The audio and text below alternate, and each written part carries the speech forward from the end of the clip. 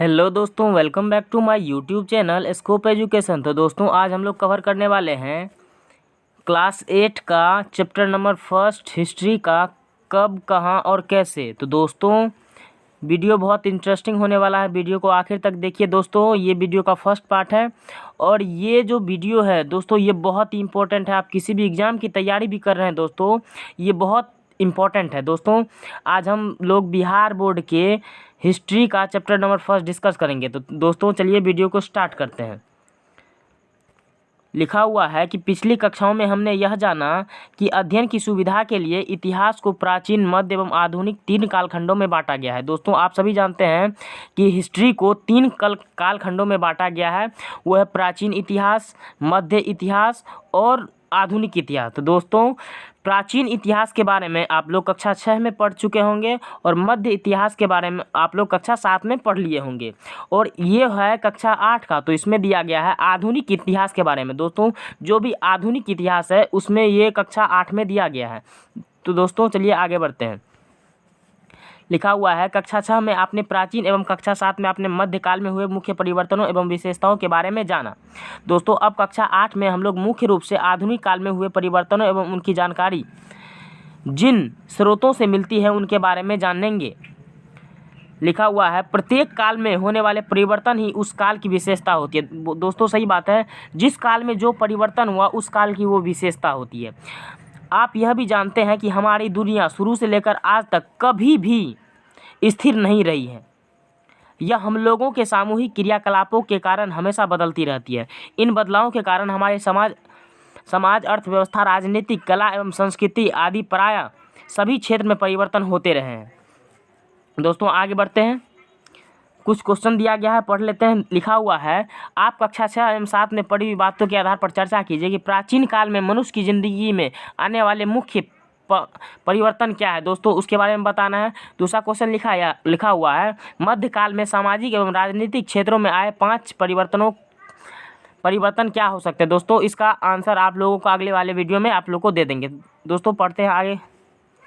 लिखा हुआ है आधुनिक युग में बहुत सारे परिवर्तन हुए। आधुनिक युग दोस्तों आप लोग जानते हैं कि 18वीं सदी के बाद जो हुआ है वो आधुनिक युग कहा जाता है।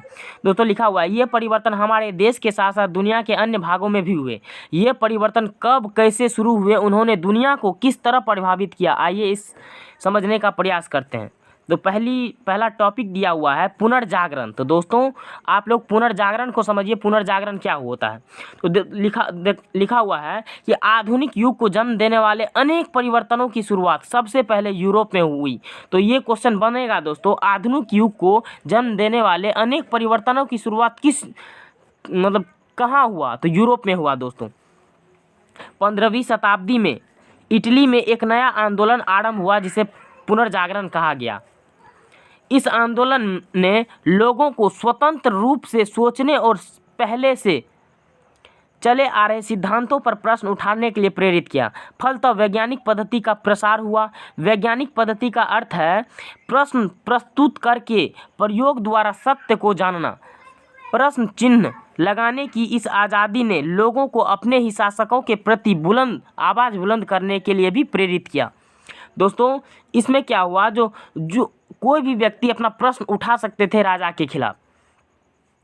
लिखा हुआ है धार्मिक क्षेत्र में भी लोग अंधविश्वास पर आधारित आपत्तिजनक प्रयासों के खिलाफ आवाज़ उठाने लगे।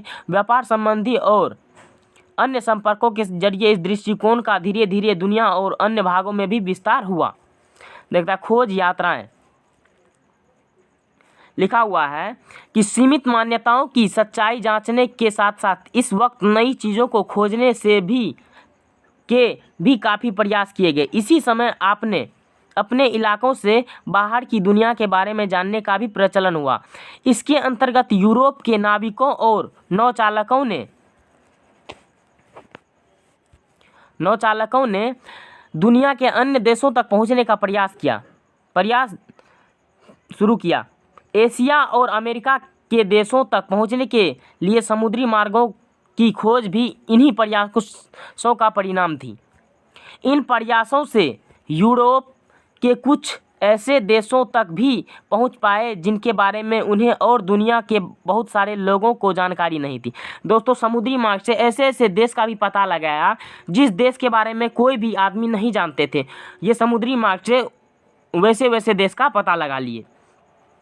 लिखा हुआ है, आपने स्पेन के प्रसिद्ध नाविक कोलंबस के बारे में ज़रूर सुना होगा। दोस्तों यही कोलंबस ने अमेरिका महाद्वीप की खोज की थी दोस्तों, जिसने इसी समय 1492 ईस्वी में अमेरिका महाद्वीप की खोज की। दोस्तों ये बहुत इंपॉर्टेंट क्वेश्चन है, क्वेश्चन पूछ देगा जो कोलंबस ने कितना ईस्वी में अमेरिका महाद्वीप की खोज की। तो दोस्तों 1492 ईस्वी में। आप लोग इसे बहुत ध्यान से नोट कर लीजिएगा। आगे बढ़ते हैं। लिखा हुआ है, पुर्तगाल के नाविक वास्को डिगामा ने भी को भी आपने जरूर सुना होगा, जिसने 1498 ईस्वी में यूरोप से भारत तक के समुद्री मार्ग की खोज की थी। इसके बारे में विशेष रूप से अध्याय 2 में आप पढ़ेंगे। नए मार्गों और भूभागों की खोज का परिणाम हुआ और यह हुआ कि यूरोप के देशों का इन देशों के साथ व्यापारिक संबंध हुआ था। तो दोस्तों ये बहुत इंपॉर्टेंट क्वेश्चन बनता है कि भारत का खोज सर्वप्रथम किसने किया था। दोस्तों आप सभी जानते हैं भारत का खोज वास्को डिगामा ने 1498 ईस्वी में किया। दोस्तों ये बहुत ही इंपॉर्टेंट क्वेश्चन है, बहुत सारे कॉम्पिटिटिव एग्जाम में भी पूछे जाते हैं। भारत का खोज 1498 ईस्वी में वास्को डिगामा जी ने किए थे, वो भी किस मार्ग से, समुद्री मार्ग से, याद रखेंगे। और जब ये देश का विकास हुआ तो दोस्तों व्यापारिक संबंध बहुत अच्छा से स्थापित होने लगा और जैसे समुद्री मार्ग से व्यापार करना बहुत सस्ता साधन माना जाने लगा। दोस्तों जैसे हवाई जहाज़ से यदि वायुयान से यदि व्यापार करेंगे तो दोस्तों बहुत महंगा पड़ता है, इसलिए समुद्री मार्ग से व्यापार करना बहुत सस्ता हुआ। दोस्तों समुद्री मार्ग से जब इस देश का खोज हुआ तो यहाँ व्यापार का और भी प्रचलन बहुत ज़्यादा बढ़ गया। चलिए आगे बढ़ते। लिखा हुआ है, पूंजीवाद एवं औद्योगिक क्रांति। दोस्तों इन व्यापारिक संबंधों से यूरोप के व्यापारियों ने बहुत लाभ कमाया। लाभ होने के कारण धीरे धीरे इनके पास पूंजी जमा होने लगी। इस पूंजी को उन्होंने पुनः व्यापार में लगाया। इस प्रकार 15वीं शताब्दी के अंत तक यूरोप में एक नई सामाजिक व्यवस्था का जन्म हुआ जिसे पूंजीवाद कहा जाता है। दोस्तों इन्होंने क्या किया, पहले धीरे धीरे व्यापार कमाया, व्यापार किया, व्यापार से जो कुछ लाभ हुआ उसी लाभ को फिर से उस व्यापार में लगाया और इस प्रकार 15वीं शताब्दी के अंत तक एक नई सामाजिक व्यवस्था का जन्म हुआ जिसे ही पूंजीवाद कहा जाता है। दोस्तों चलिए आगे बढ़ते हैं। लिखा हुआ है कि इस नई सामाजिक व्यवस्था की मुख्य विशेषता थी कि पूंजीवादियों और श्रमिकों के दो नए वर्गों का उदय। पूंजीपति व्यापार के लिए तैयार होने वाली वस्तुओं के मालिक थे और उनका मुख्य उद्देश्य था कि मुनाफा कमाना। पूंजीपति व्यापार के लिए तैयार होने वाली वस्तुओं के जो मालिक थे उनका मुख्य उद्देश्य क्या था, मुनाफा कमाना। कोई भी सामान बिकता है तो चाहता था हमको मुनाफा कमाना। कहता श्रमिक लोग वस्तुओं का उत्पादन करते थे, पूंजीपतियों से वेतन प्राप्त करते थे। पूंजीवाद के विकास के साथ साथ उत्पादन के भी तरीके में भी परिवर्तन होने लगा। आपको याद होगा मध्यकाल में कपड़े जुलाहे अपने हाथ से बनाते थे। आधुनिक युग में कपड़े जुलाहे के अतिरिक्त मशीनों से भी तैयार किए जाने लगे। दोस्तों पहले जो मध्यकाल में थे, मध्यकाल में जुलाहे अपने हाथ से कपड़ा बनाते थे, लेकिन आधुनिक युग में क्या हुआ दोस्तों, जुलाहे के अतिरिक्त मशीन से भी कपड़े तैयार होने लगे। मशीनीकरण की यह प्रक्रिया इंग्लैंड में 18वीं सदी के उत्तरार्ध में शुरू हुई और फिर धीरे धीरे अन्य देशों में भी फैली, जिसे औद्योगिक क्रांति के नाम से भी जाना जाता है। दोस्तों एक वर्ड होता है शताब्दी। तो दोस्तों यदि आपको पूछे, जैसे लिखा हुआ रहेगा 1530 ईस्वी, तो बोलेगा ये किस शताब्दी के अंतर्गत आएगा। तो दोस्तों आप बोलेगा 1500 से 1600 की ओर बढ़ रहा है, तो दोस्तों आप बोलेगा 16वीं शताब्दी के अंतर्गत आएगा। किस शताब्दी के अंतर्गत आया, 16वीं शताब्दी। यदि बोल देगा 1730 ईस्वी तो बोल देंगे 1700 से किस ओर जा रहे हैं, तो 1800 की ओर, तो वो हो जाएगा 18वीं शताब्दी। दोस्तों यदि शताब्दी का बात आए तो 100 साल आगे। यदि शताब्दी का अर्थ होता है जो आप किस, जैसे लिखा हुआ रहेगा 1580 ईस्वी, तो 1580 ईस्वी 1500 से किस ओर बढ़ रहे हैं, 1600 के ओर बढ़ रहे हैं, तो ये हो जाएगा 16वीं शताब्दी। जैसे अपना लोग अभी 2023 है, 2023 है, तो 2000 से 2100 के ओर बढ़ रहे हैं। 2000 से किस ओर बढ़ रहे हैं, 2100 की ओर, तो ये हो जाएगा 21वीं शताब्दी। क्या हो जाएगा दोस्तों, 21वीं शताब्दी, ये याद रखिएगा। चलिए आगे बढ़ते हैं। लिखा हुआ रहता है कि उपनिवेशवाद एवं साम्राज्यवाद। लिखा हुआ है उद्योगों की स्थापना के कारण इन देशों में वस्तुओं का उत्पादन काफ़ी तेजी से होने लगा। अब इन तैयार वस्तुओं को बेचने के लिए बाजार की आवश्यकता थी, साथ ही इन वस्तुओं को तैयार करने के लिए कच्चे माल की आवश्यकता भी थी।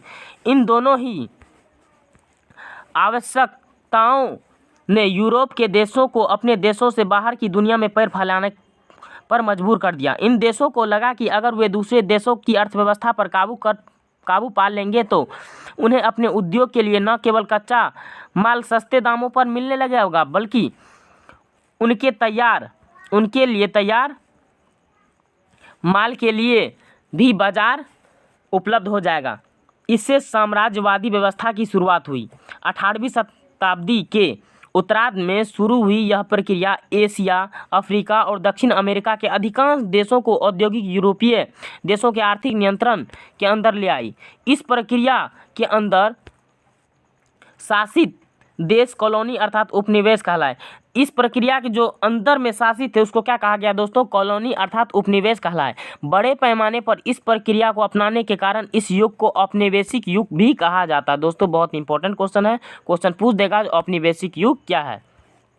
दोस्तों ये जान लेते हैं, ये बहुत इंपॉर्टेंट है। लिखा हुआ है साम्राज्यवाद किसको कहेंगे? तो सैनिक अथवा अन्य तरीके से विदेशी भूभाग के प्रदेशों को अपने अधीन अपना राजनीतिक प्रभुत्व स्थापित करना ही साम्राज्यवाद कहलाता है। दोस्तों यदि सैनिक अथवा कोई भी अन्य तरीके से विदेश मतलब अपना देश को छोड़ के दूसरे देश के भूभाग पर प्रदेशों पर अपना अधिकार मतलब अपने अधीन कर लेना उसको, उसी कहेंगे दोस्तों साम्राज्यवाद कहेंगे। क्या कहेंगे? साम्राज्यवाद कहेंगे।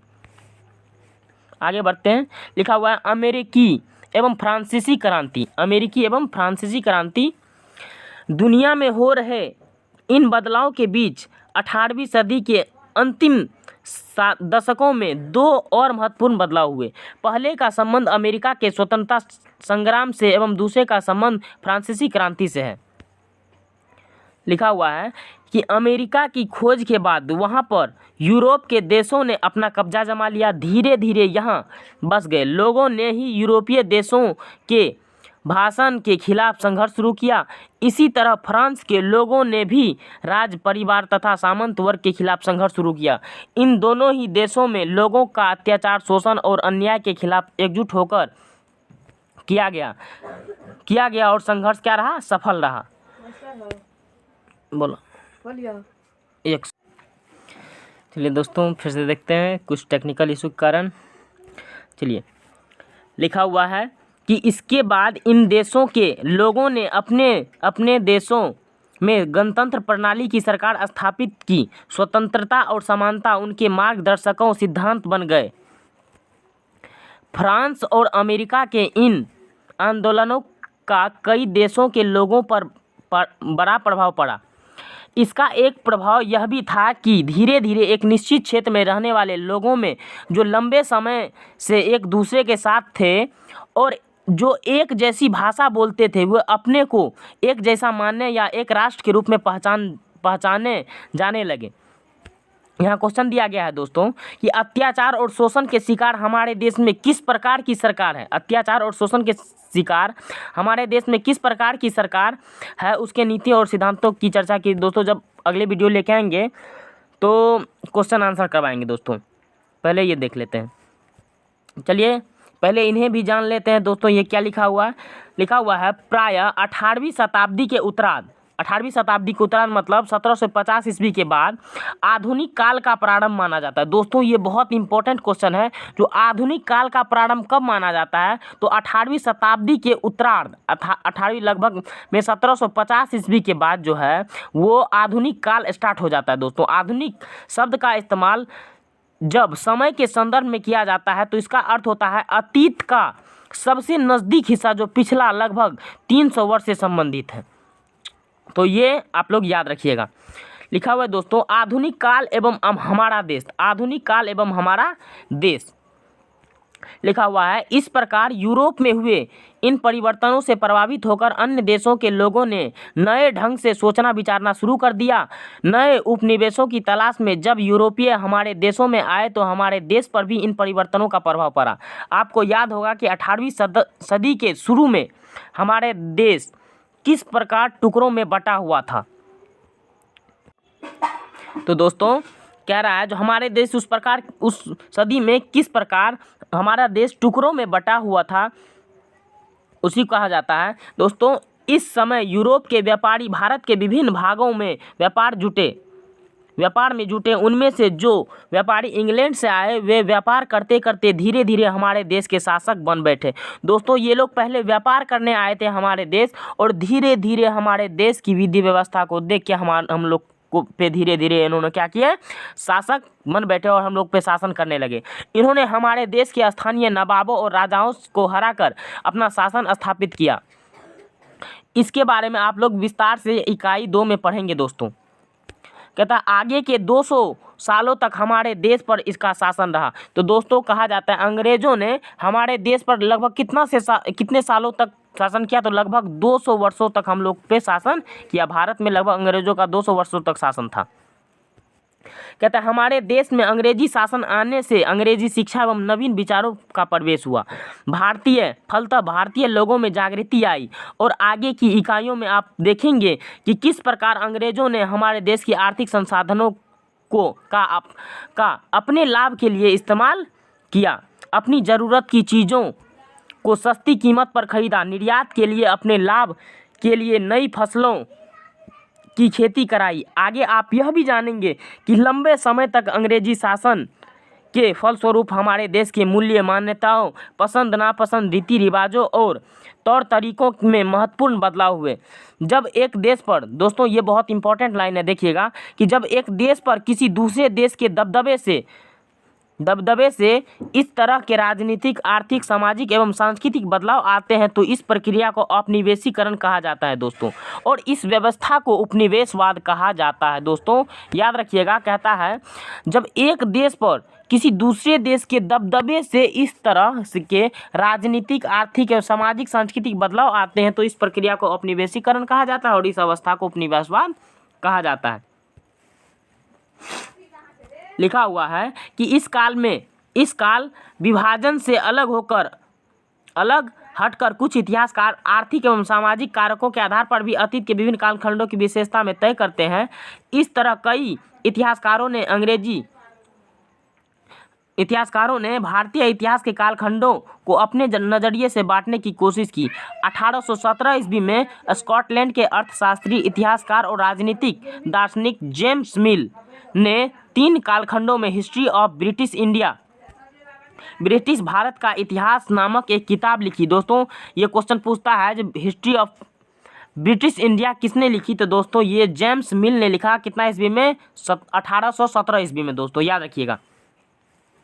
कहता है इन किताब में उन्होंने भारत के इतिहास को हिंदू, मुस्लिम और ब्रिटिश इन 3 कालखंडों में बांटा।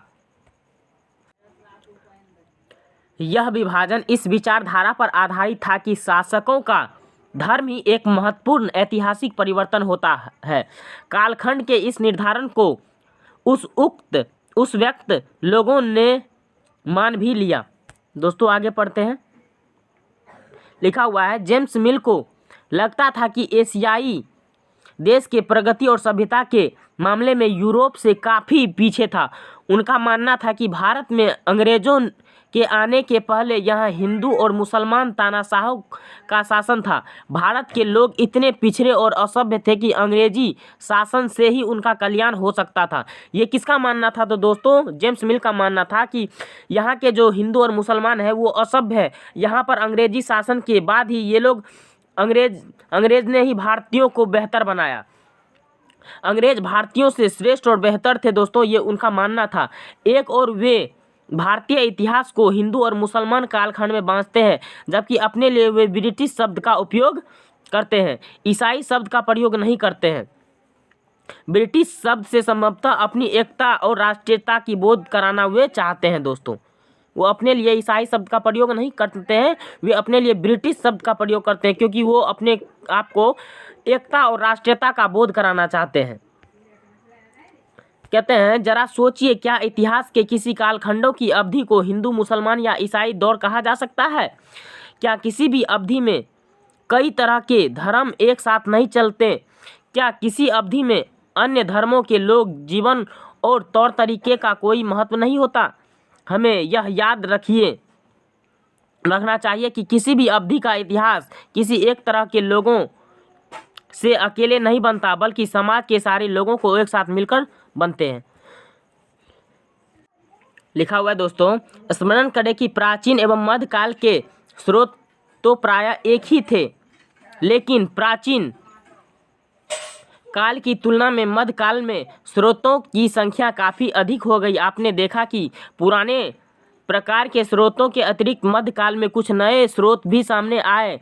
आगे आप पाएंगे कि आधुनिक काल में इन स्रोतों की संख्या एवं विविधता में भी वृद्धि हुई। ऐसा क्यों हुआ, आइए समझने का प्रयास करते हैं।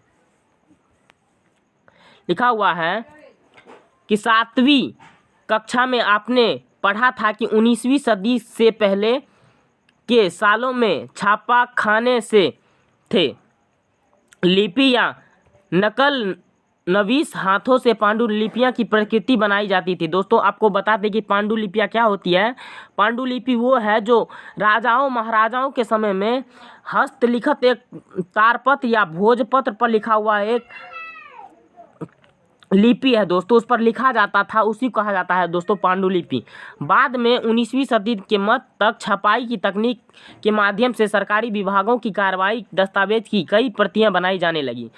इन महत्वपूर्ण दस्तावेजों की प्रतियों को आप आज भी अभिलेखागारों एवं पुस्तकालयों में देख सकते हैं। अभिलेखागार में सरकारों के दस्तावेजों को सुरक्षित रखा जाता है। इन दस्तावेजों में सरकार की योजनाओं एवं कर से संबंधित दस्तावेज, पुलिस एवं CID रिपोर्ट, विभिन्न राजनीतिक पार्टियों की गतिविधियों के रिकॉर्ड, विभिन्न कमीशनों के रिकॉर्ड आदि शामिल होते हैं। आज भी हर जिले में एक रिकॉर्ड रूम होते हैं, इन्हें आप भी देख सकते हैं।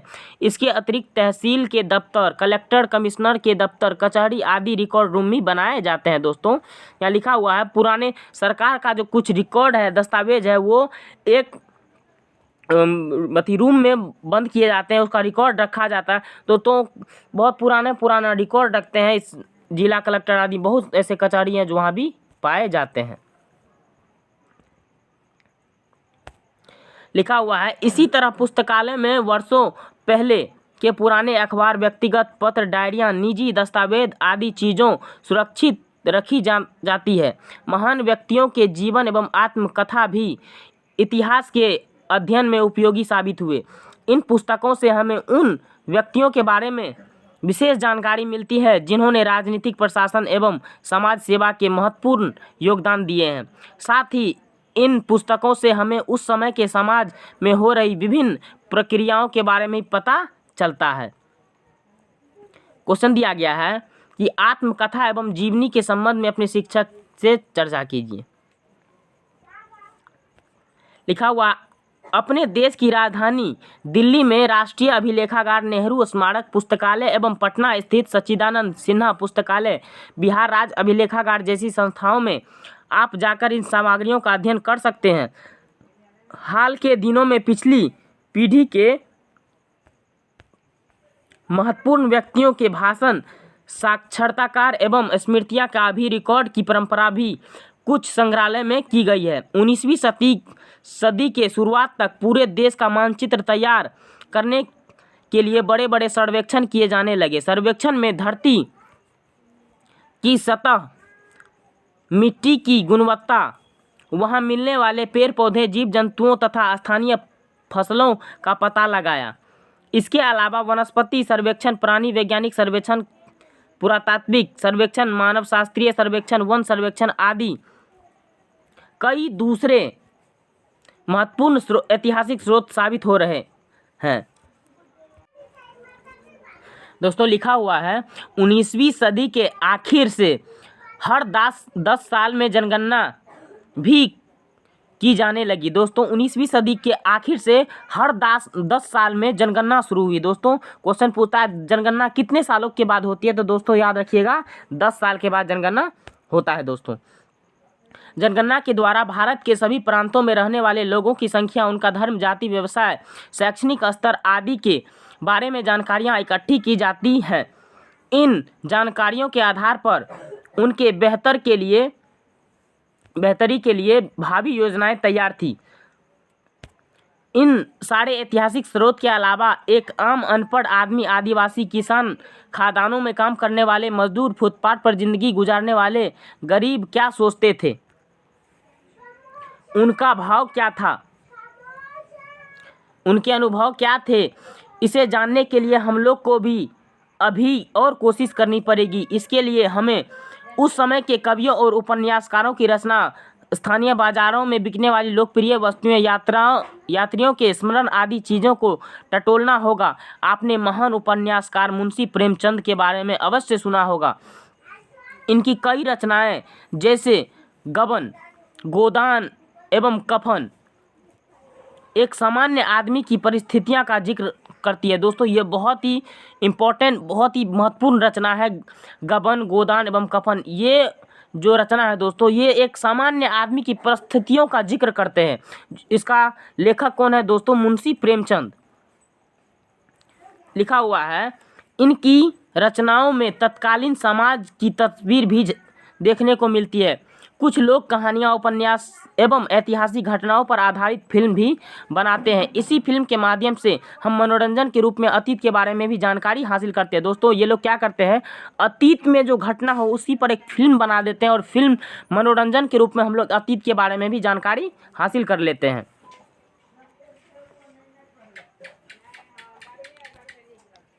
लिखा हुआ है कि करीब 200 साल पहले कैमरे का आविष्कार हुआ। भारत में इसका इस्तेमाल 1850 के ईस्वी के दौरान शुरू हुआ। मुगल साम्राज्यों के अंतिम बादशाह बहादुर शाह द्वितीय का फोटो उपलब्ध है। तो दोस्तों ये बहुत ही इंपॉर्टेंट क्वेश्चन है दोस्तों। जो क्वेश्चन पूछेगा मुगल साम्राज्य का अंतिम बादशाह कौन था, तो दोस्तों बहादुर शाह द्वितीय। कौन था दोस्तों? बहादुर शाह द्वितीय। उसका फोटो वही कैमरा से खींचा गया था दोस्तों। वह पतला और आखिरी मुगल बादशाह था जिसकी फोटो कैमरे से खींची गई थी। ऐतिहासिक स्रोत के रूप में व्यक्तियों, स्थानों और वस्तुओं के फोटो बहुत उपयोगी साबित होते हैं। लिखा हुआ है आपने अभी तक ऐतिहासिक स्रोत के बारे में जाना। आइए कुछ ऐतिहासिक स्रोत के विभिन्न समाचार पत्रों से आईडी रिपोर्ट एवं पत्र के माध्यम से देखने का प्रयास करते हैं। दोस्तों ये भारत का क्या कहते हैं, अखबार है, जिसमें पंडित जवाहरलाल नेहरू इन बिहार के बारे में लिखा हुआ है। दोस्तों लिखा हुआ है मैन असेंबली एक्ट, ये सब लिखा हुआ है। ये बहुत पुराना अखबार है, इसमें सब चीज़ दिया गया है। दोस्तों यहाँ से पढ़ते हैं। लिखा हुआ है 31 मार्च को पंडित जवाहरलाल नेहरू छपरा से अपनी सभा की शुरुआत की। छपरा रेलवे स्टेशन पर डॉक्टर महमूद एवं करीब 400 कार्यकर्ताओं ने भी उसका स्वागत किया। 9 बजे सुबह से आसपास के इलाके में करीब 8 गांवों में सभाएं की। प्रायः हर जगह लोगों से अहिंसक ढंग से नमक कानून तोड़ने का आग्रह किया। 31 मार्च की रात को बेतिया के लिए रवाना हुए। अगले दिन 1 अप्रैल को बेतिया में करीब 20,000 लोगों ने सभा को संबोधित किया। 20,000 लोगों की सभा को संबोधित किया।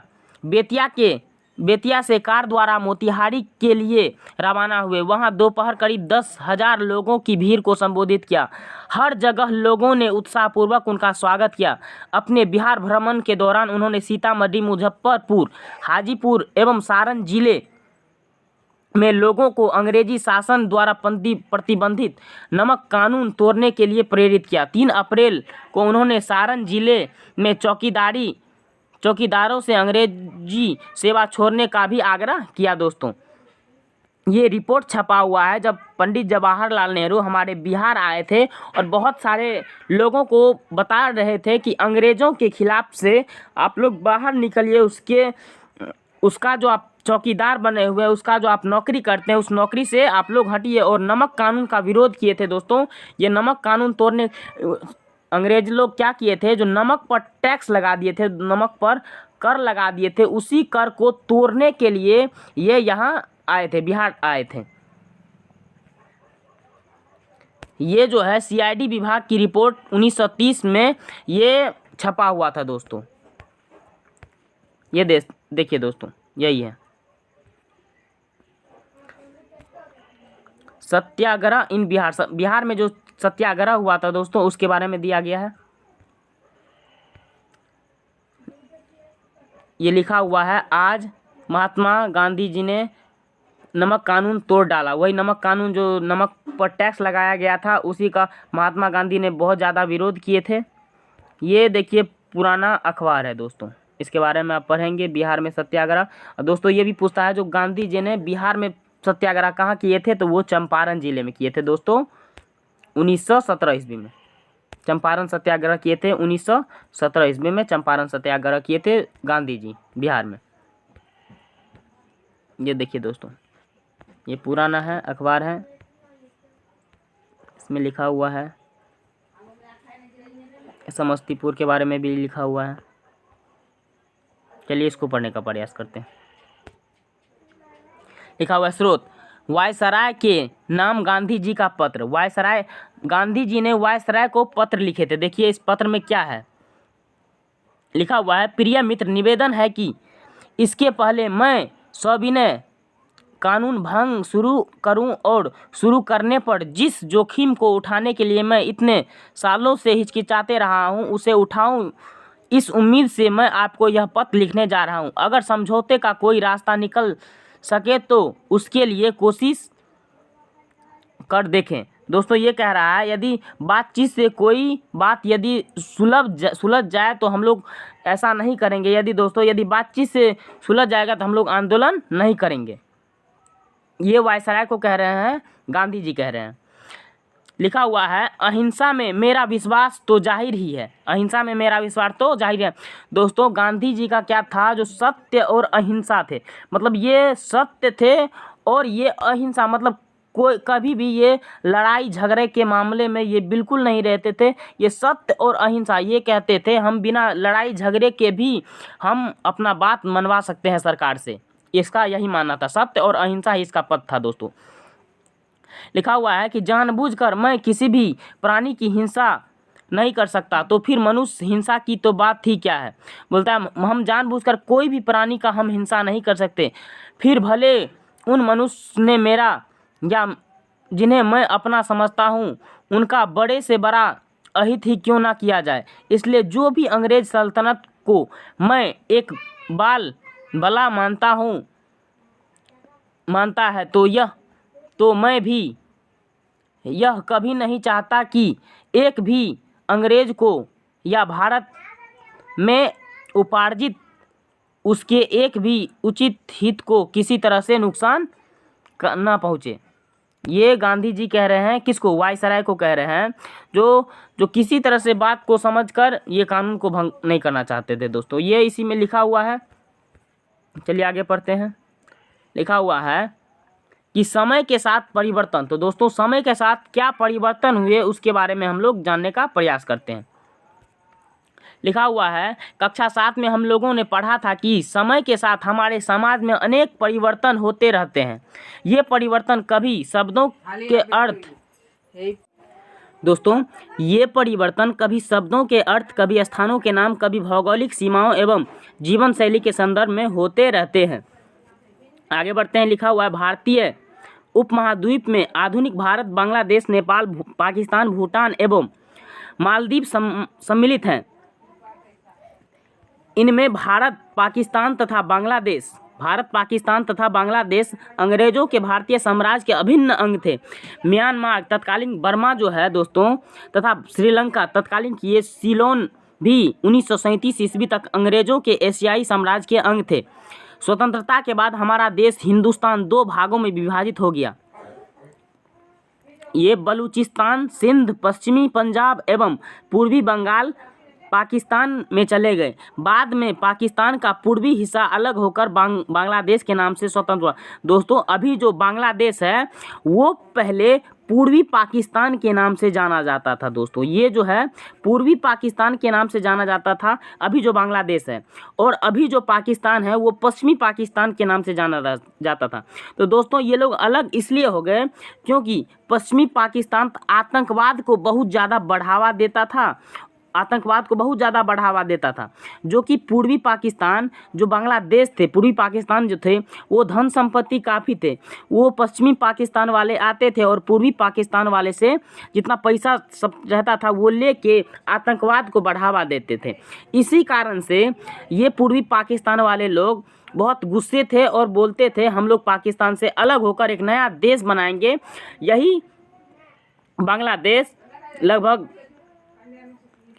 वहाँ से क्या हो गया, अलग हो गया पाकिस्तान से, पूर्वी पाकिस्तान से नाम बदल कर बांग्लादेश नाम रख लिए और ये एक स्वतंत्र देश बना। 20वीं शताब्दी के आरंभ में बिहार एवं उड़ीसा बंगाल प्रांत के अंग थे। लगभग 20वीं शताब्दी में 20वीं शताब्दी के आरंभ में बिहार और उड़ीसा बंगाल प्रांत के अंग थे। 1912 ईस्वी में, ये दोस्तों बहुत इंपॉर्टेंट क्वेश्चन है, 1912 ईस्वी में बिहार एवं उड़ीसा को बंगाल से अलग करके एक नए प्रांत के रूप में गठित किया। कितना ईस्वी में बंगाल से अलग हुआ बिहार एवं उड़ीसा? 1912 ईस्वी में बिहार एवं उड़ीसा को बंगाल से अलग करके एक नए प्रांत के रूप में गठित किया और पुनः 1936 में उड़ीसा को बिहार से अलग कर दिया। दोस्तों ये सब बहुत इंपॉर्टेंट है।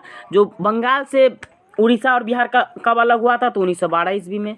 और क्वेश्चन पूछ देगा जो उड़ीसा बिहार से कब अलग हुआ? तो 1936 ईस्वी में दोस्तों। उसके बाद दोनों अलग प्रांत का दर्जा दिया गया। लिखा हुआ है पुनः 15 नवंबर 2000 ईस्वी को बिहार से उसके दक्षिण पठारी को अलग कर पृथक झारखंड राज्य बना। तो दोस्तों ये क्वेश्चन पूछता है जब बिहार से झारखंड फिर कब अलग हुआ? तो 15 नवंबर 2000 ईस्वी को। ये बहुत इंपॉर्टेंट क्वेश्चन है, इसको याद रखिएगा दोस्तों। ये चैप्टर आपका यहाँ खत्म हो जाता है। और दोस्तों देखिए लिखा हुआ बिहार राजनीतिक, ये सीमा वर्तमान जो बिहार है, बिहार में टोटल 38 जिले हैं, उसी का चित्र है। आगे बढ़ते हैं। देखिए ये प्रमंडल एवं जिले के बारे में दिया गया है, ये देख लीजिए। कोसी प्रमंडल मधेपुरा, कोसी में 3 गो जिला आता है, मधेपुरा, सहरसा और सुपौल। ये अपना लोग का भारत है, सुंदर सा प्यारा सा, आज़ादी के पहले का भारत है दोस्तों। ये